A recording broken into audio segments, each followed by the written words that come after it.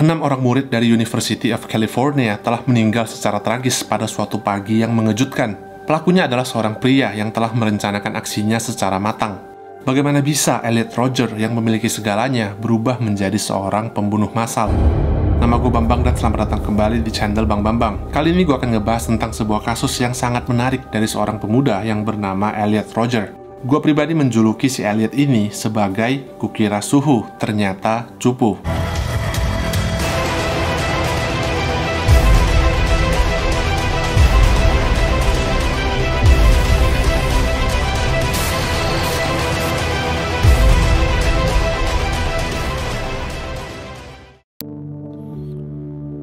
Kisah dari Elliot Rodger dimulai pada sebuah negara yang terletak di sisi timur dari Samudra Atlantik, yaitu negara Inggris, tepatnya di kota London, di mana Elliot Rodger lahir pada tanggal 24 Juli di tahun 1991 dari seorang ayah bernama Peter Rodger, yang adalah seorang pembuat film dan juga fotografer yang sangat sukses. Sedangkan ibunya yang bernama Lee Chin adalah seorang wanita asal Malaysia yang berprofesi sebagai seorang perawat yang juga bertugas di lokasi pembuatan film. Pertemuan yang intens di lokasi syutinglah yang menjadi awal dari terjalinnya hubungan di antara mereka, hingga keduanya pun akhirnya menikah dan memiliki 2 orang anak, yaitu Elliot Rodger dan adik perempuannya yang bernama Georgia. Ketika Elliot berusia 5 tahun, keluarganya memutuskan untuk pindah dari London menuju ke kota Los Angeles di California pada tahun 1996, di mana hal itu dilakukan untuk memperkuat karir ayahnya di dalam industri perfilman, khususnya pada industri Hollywood. Kehidupan masa kecil Elliot di kota Los Angeles terbilang berjalan dengan sempurna, di mana ayahnya berhasil menjadi seorang filmmaker yang sukses, dan keluarganya pun tinggal di sebuah mansion yang cukup besar di kota Los Angeles. Sebelum kemudian Elliot pun harus menghadapi cobaan pertama sekaligus cobaan terbesar di dalam hidupnya, di mana kedua orang tuanya saat itu memutuskan untuk bercerai. Sehingga Elliot dan adiknya Georgia terpaksa harus bergantian menginap di rumah ayah dan ibunya, sebelum akhirnya hak asuh atas mereka berdua pun jatuh ke tangan ayahnya. Elliot tumbuh besar sebagai seorang anak yang pemalu dan juga pendiam. Dia sering merasa kurang percaya diri, terlepas dari status sosialnya dan juga ekonomi keluarganya yang terbilang sangat mapan. Pada usia 7 tahun, ayahnya memperkenalkan seorang wanita yang bernama Soumaya Akabon, yang adalah seorang aktris asal Maroko. Peter pun akhirnya menikahi Soumaya, yang kemudian menjadi ibu tiri dari Elliot. Namun Elliot sama sekali tidak terima dengan kehadiran Soumaya, dan mereka pun sering bertengkar karena Elliot menolak untuk mematuhi semua aturan dan juga didikan dari Soumaya yang dia anggap sebagai orang asing. Dan masalah ini pun terus berlarut-larut hingga Elliot menginjak usia remaja, di mana Elliot tumbuh menjadi remaja yang manja dengan segala fasilitas yang dimilikinya. Dia memiliki segalanya dan sering berlibur ke luar negeri setiap tahunnya. Namun terlepas dari harta dan segala fasilitas yang dia miliki, Elliot tetap saja mengalami kesulitan di dalam lingkungan pertemanannya. Dia sering menjadi korban bully dari teman-teman di sekolahnya. Dan situasinya pun memburuk ketika Elliot berusia 13 tahun, di mana saat itu Soumaya akhirnya hamil dan melahirkan adik angkatnya yang bernama Jess. Di usia itu pula, Elliot akhirnya memulai sebuah channel YouTube pribadinya yang dia beri nama Elliot's Blog, di mana dia sering menuangkan semua keluh kesahnya di sana, khususnya tentang bagaimana dia merasa sangat kesepian sambil mengenang semua masa kecilnya. Elliot Rodger here. And here I am at Sarania Park. The most significant place of my childhood. Di masa inilah Elliot mulai mengalami depresi akibat kesepian dan juga bulian yang dia terima dari teman-teman di sekolahnya, di mana Elliot terpaksa harus pindah ke berbagai sekolah karena tidak tahan dengan bulian dari teman-temannya.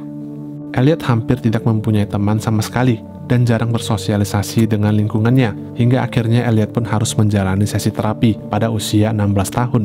Di mana pada saat itu, psikiater mendiagnosis bahwa Elliot menderita beberapa jenis gangguan mental seperti skizofrenia dan juga bipolar. Namun, di dalam vlog yang dia unggah ke dalam channel YouTube-nya, Elliot secara terang-terangan menyanggah semua diagnosis itu dan menolak untuk menjalani pengobatan terhadap penyakit mentalnya. Dia berkata bahwa yang dia butuhkan hanyalah bagaimana caranya agar dia bisa bersosialisasi dengan teman-teman seusianya, khususnya kepada para wanita. Hingga akhirnya Elliot pun memutuskan untuk melakukan 2 hal yang dianggap dapat membantunya untuk menarik minat dari para wanita. Yang pertama adalah dia ingin belajar mengemudi, dan yang kedua adalah Elliot harus mengubah penampilannya. Elliot berusaha keras untuk bisa bergaul dengan teman-teman seusianya. Dia melakukan berbagai hal ekstra yang seringkali dianggap terlalu berlebihan untuk anak remaja seusianya. Elliot membeli sebuah mobil BMW terbaru dan juga berbagai jenis pakaian bermerek yang mahal untuk menunjang penampilannya. Dia juga mengubah gaya rambut lamanya yang dianggap terlalu culun. Namun semua usahanya itu terbilang sia-sia, karena meskipun dia terlihat memiliki segalanya, namun tidak ada satupun wanita yang tertarik dan berusaha untuk mengenal maupun berinteraksi kepada Elliot. Dia hanya duduk dan menunggu di dalam mobilnya sambil berharap bahwa para gadislah yang akan datang mendekatinya. Namun tentu saja hal itu tidak mungkin terjadi apabila Elliot tidak berinisiatif untuk mendekat dan memulai percakapan terlebih dulu kepada mereka. Hingga akhirnya Elliot pun kembali merasa kesepian dan kerap menghabiskan waktunya seorang diri sambil terus mempertanyakan apa hal yang kurang dari dirinya. Dia merasa mempunyai segalanya, dimulai dari materi hingga fisik yang dianggap jauh di atas rata-rata. Namun mengapa tidak ada satupun gadis yang berinisiatif untuk mendekatinya? Elliot bahkan merasa frustasi dengan fakta bahwa dia masih perjaka dan belum pernah berpacaran, padahal dia sudah memasuki usia 21 tahun. Hingga di titik di mana perilakunya menjadi semakin toksik, di mana teman-teman di lingkungan kampusnya mengatakan bahwa selain marah-marah, Elliot juga sering berperilaku rasis dan memandang rendah orang lain, khususnya kepada teman-temannya yang berasal dari Asia dan juga Afrika. Di tahun itu pula, Elliot berinisiatif untuk melakukan sebuah hal yang dianggap dapat membantunya untuk mendapatkan perhatian dari para gadis. Elliot memikirkan sebuah ide, di mana dia yakin bahwa para gadis akan tergila-gila kepadanya apabila dia berhasil menjadi sukses dan kaya raya di usia muda.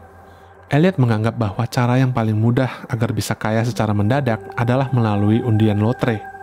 Dia memulai dengan membeli beberapa tiket lotre seharga 1,5 juta rupiah, dan ketika gagal, dia kembali membeli lebih banyak tiket hingga akhirnya dia pun menyerah setelah menghabiskan uang sebesar 15 juta rupiah.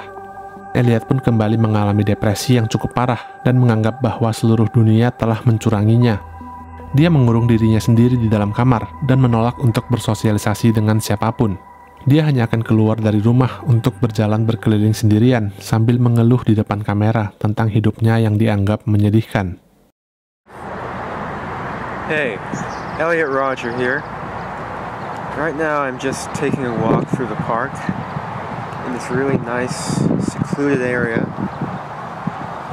I'm just contemplating about my life and how unfair it's been lately.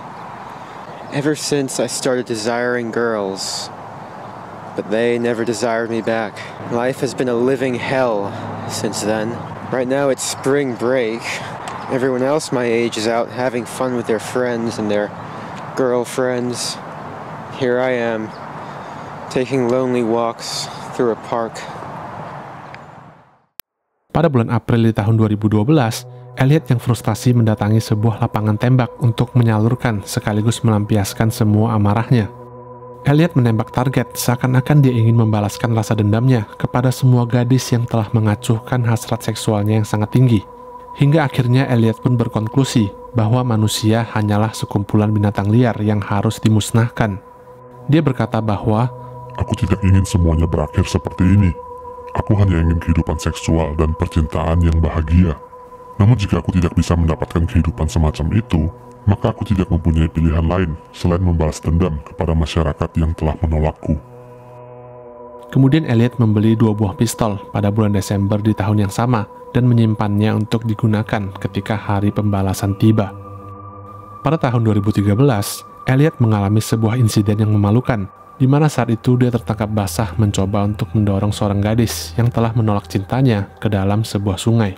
Namun beberapa rekan pria menyadari hal itu dan mulai menghajarnya hingga Elliot mengalami cedera yang cukup serius dan harus melakukan operasi untuk memulihkan kaki kirinya yang patah.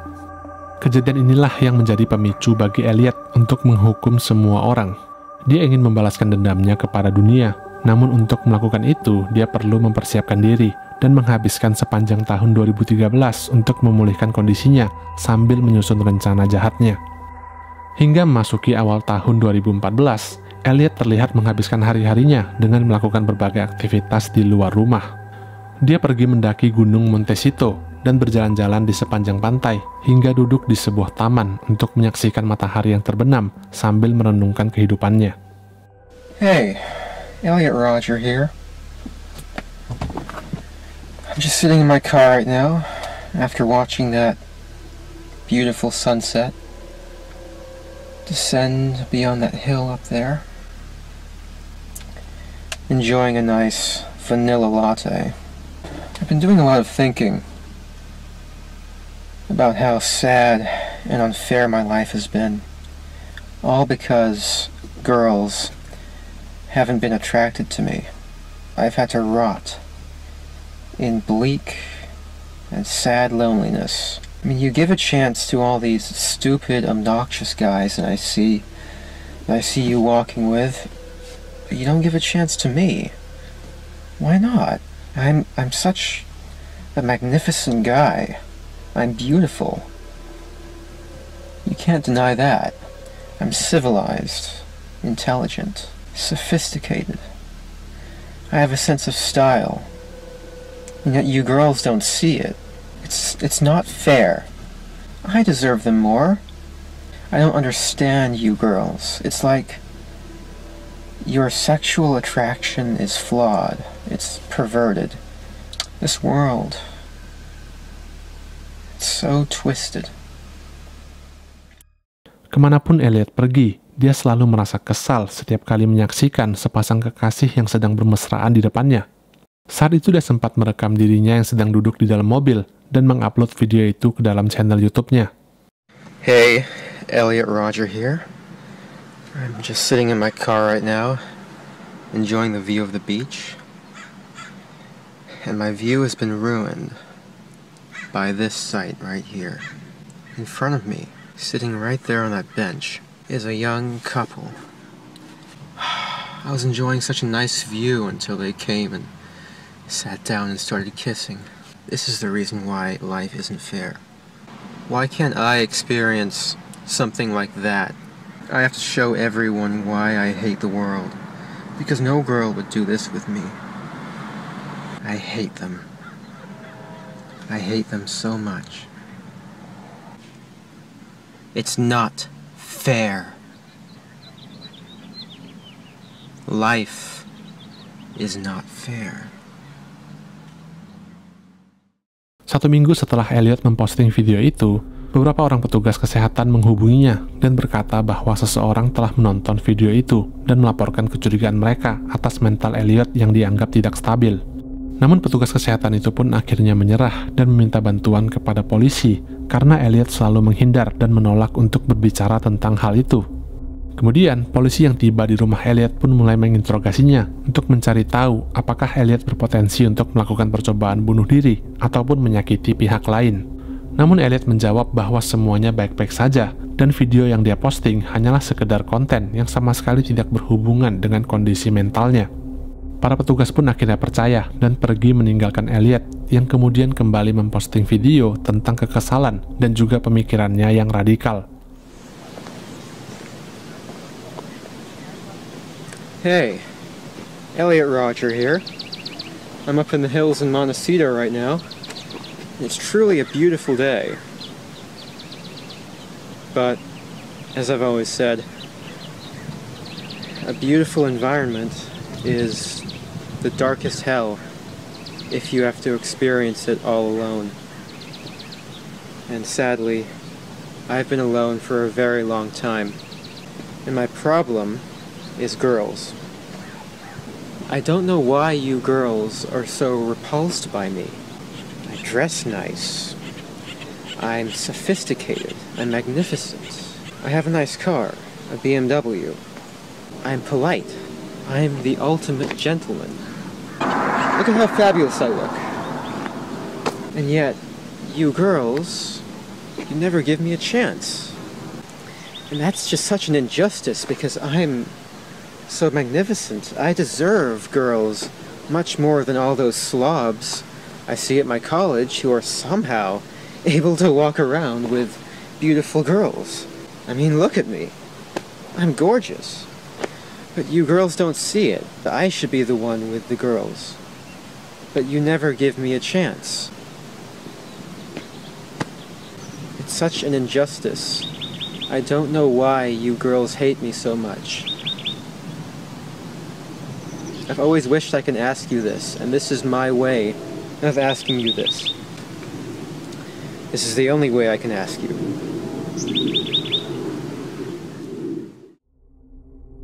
Elliot mulai merencanakan sebuah aksi berdarah yang dia sebut sebagai hari pembalasan dendam yang terbagi menjadi 2 hari, di mana pada hari pertama, Elliot akan berkendara menuju ke rumah ayahnya untuk membunuh ibu tiri beserta adiknya yang bernama Jess. Elliot selalu merasa frustasi dengan Somaya, sehingga hal itu akan menjadi sebuah pembalasan dendam yang manis baginya. Sedangkan untuk Jess, adik tirinya itu dianggap tidak boleh melewati statusnya sebagai seorang pria dewasa, sehingga adiknya itu juga layak untuk dihabisi. Namun Elliot hanya akan beraksi apabila ayahnya sedang pergi untuk bekerja di luar kota selama 1 minggu, karena Elliot tidak ingin melukai ayahnya. Kemudian, setelah menghabisi ibu dan adik tirinya, Elliot berencana untuk mengemudikan mobil SUV milik ayahnya menuju ke Isla Vista, tempat di mana Elliot tinggal bersama kedua rekannya pada sebuah apartemen yang mereka sewa bersama. Kedua rekannya itu bernama George Chen dan Cheng Yuan Hong. Elliot berencana untuk menghabisi mereka berdua terlebih dulu. Setelah itu dia akan menggunakan apartemen mereka dan mengundang para gadis untuk datang lalu menghabisi mereka satu persatu. Kemudian pada hari kedua, Elliot berencana untuk menargetkan sebuah asrama perkumpulan wanita yang bernama Alpha V. Asrama ini dianggap sebagai tempat berkumpulnya para gadis-gadis pirang yang paling cantik dan seksi di Isla Vista. Kemudian, setelah selesai menghabisi mereka, Elliot berencana untuk mengendarai SUV-nya menuju ke Del Playa Drive sambil menghabisi sebanyak mungkin korban yang dia temui di sepanjang jalan. Dan setelah misinya itu selesai, maka Elliot pun akan mengakhiri semuanya dan menembak dirinya sendiri. Semua persiapan dan rencana telah tersusun secara matang, hingga akhirnya hari pembalasan bagi Elliot pun tiba. Namun di luar dugaan, ternyata hari itu tidak berjalan sesuai dengan rencananya, karena ayahnya yang bernama Peter secara mendadak membatalkan rencananya untuk pergi keluar kota, yang mana hal itu secara tidak langsung telah menyelamatkan nyawa dari istri dan juga anaknya. Elliot pun terpaksa harus mengurungkan niatnya untuk mengeksekusi ibu beserta adik tirinya. Dia juga membatalkan rencana untuk mengendarai mobil SUV milik ayahnya. Namun Elliot tetap akan melanjutkan sisa rencananya pada hari kedua dengan menggunakan mobil BMW miliknya. Sambil menunggu hari berganti, Elliot Rodger pun merekam dan mengupload video terakhirnya ke dalam YouTube. Hi, Elliot Rodger here. Well, this is my last video. It all has to come to this. Tomorrow is the day of retribution, the day in which I will have my revenge against humanity, against all of you. I'm 22 years old, and I'm still a virgin, and it has been very torturous. It's not fair. You girls have never been attracted to me. I don't know why you girls aren't attracted to me, but I will punish you all for it. I don't know what you don't see in me. I'm the perfect guy, and yet you throw yourselves at all these obnoxious men, instead of me, the supreme gentleman. I will punish all of you for it. You will finally see that I am, in truth, the superior one, the true alpha male.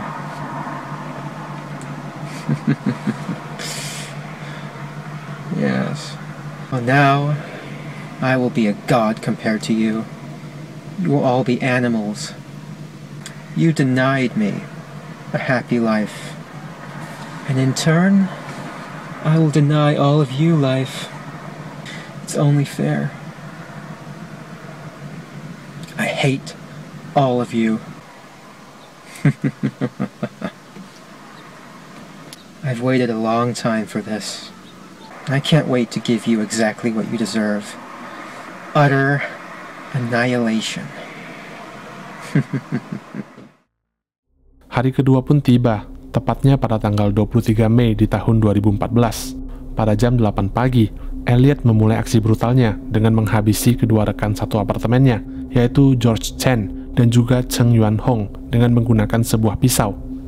Kemudian salah satu rekan mereka yang bernama Wang Weihan yang saat itu tidak sengaja datang berkunjung juga mengalami nasib yang tragis dan ikut dihabisi oleh Elliot dengan menggunakan pisau yang sama. Ketiganya meninggal dengan total 142 luka tusukan di seluruh tubuh mereka. Setelah menghabisi mereka bertiga, pada jam 9.18 pagi, Elliot mengirimkan sebuah file penting kepada 34 orang, yaitu kedua orang tua kandungnya, beberapa anggota keluarga, seorang terapis, beberapa mantan guru, serta beberapa orang teman masa kecilnya. File itu berisi catatan manifesto tentang semua kekesalan, amarah, dan juga rencana pembalasan dendam yang telah ditulisnya selama ini. Namun di antara semua orang yang menerima file itu, hanya terapis mentalnya lah yang membaca dan segera merespon dengan menghubungi ibu kandung Elliot, yaitu Lee Chin. Lee Chin pun segera menghubungi Peter dan juga polisi, di mana mereka semua lalu bergegas pergi menuju ke Isla Vista untuk menghentikan Elliot. Namun semuanya sudah terlambat. Elliot telah berangkat terlebih dulu menuju ke asrama wanita Al-Fafi dan berniat untuk menembak semua wanita yang ada di dalamnya. Namun anehnya, setelah mengetuk pintu asrama selama berkali-kali, saat itu tidak ada satupun mahasiswi yang keluar untuk membuka pintunya. Sehingga Elliot pun mengubah rencananya dan menembaki beberapa mahasiswi lain yang kebetulan sedang melintas di depan asrama. Elliot menghabisi nyawa dari Katie Cooper beserta Veronica Weiss dan melukai seorang wanita lain yang bernama Bianca. Kemudian dia pun pergi dengan mengendarai mobil BMW-nya menuju ke Pardal Road, di mana Elliot sempat mendatangi sebuah minimarket dan menembak orang-orang yang ada di dalamnya. Saat itu tembakannya berhasil mencederai beberapa orang pengunjung dan membunuh seorang mahasiswa yang bernama Christopher Michael Martinez. Setelah puas menembak, Elliot pun kembali mengendarai mobil BMW-nya yang melaju dengan kencang dan menabrak siapapun yang ditemuinya di jalanan. Namun ketika sedang melintas, Elliot sempat dicegat dan terlibat baku tembak dengan 3 orang petugas yang merespon serangan itu. Elliot pun terkena tembakan pada pinggang kirinya dan berusaha untuk melarikan diri sambil terus melaju kencang dengan menggunakan mobilnya agar dia bisa melukai korban sebanyak mungkin. Elliot berkali-kali menabrak para pesepeda dan juga pejalan kaki, hingga akhirnya Elliot menabrak bagian belakang dari sebuah mobil dan terjebak di sana. Kemudian, karena sudah tidak ada jalan keluar, maka Elliot pun mengakhiri semuanya dengan menembak kepalanya sendiri. Christopher Martinez, seorang mahasiswa berusia 20 tahun dari Universitas Santa Barbara, dinyatakan meninggal akibat tertembak pada Isla Vista Deli Mart. Christopher dideskripsikan sebagai seorang remaja yang baik dan memiliki masa depan yang cerah. Katie Cooper dan Veronica Weiss, keduanya meninggal akibat tertembak tepat di depan asrama wanita Al-Fafi. Veronica yang berusia 19 tahun dikenal sebagai seorang gadis yang manis dan juga ramah, serta sangat menyukai kegiatan olahraga bersama teman-temannya. Katie Cooper yang berusia 22 tahun adalah seorang gadis cerdas yang sedang menempuh pendidikan di bidang seni, sejarah, dan arkeologi. Keesokan paginya, polisi menemukan jasad dari George Chen, Cheng Yuan Hong, dan juga Wang Weihan pada apartemen milik mereka yang terletak di Sheffield Road 6598. George Chen yang berusia 19 tahun adalah seorang anak baik yang aktif sebagai seorang relawan pada sebuah organisasi jompo untuk mengisi kegiatan luangnya selama menempuh pendidikan di sana. Cheng Yuan Hong yang berusia 20 tahun dikenal sebagai seorang anak yang pintar dan ramah kepada siapapun. Sedangkan Wang Weihan yang berusia 20 tahun adalah seorang mahasiswa programming yang sangat berbakat. Wang telah berencana untuk mengunjungi Taman Nasional Yellowstone sebagai hadiah untuk ulang tahunnya yang ke-21. Satu hari setelah kejadian mengerikan itu terjadi, publik menggelar acara memorial dengan menyalakan lilin untuk mengenang dan menghormati para korban, di mana acara itu dihadiri oleh lebih dari 20.000 orang. Ayah dari Elliot yang bernama Peter Roger pada suatu kesempatan mengungkapkan kepada publik di mana dia meminta maaf dan mengucapkan duka yang mendalam untuk keluarga dari para korban. Bahkan Peter mengaku bahwa dia sempat berharap putranya itu tidak pernah dilahirkan, mengingat betapa besar penderitaan yang telah disebabkan oleh Elliot.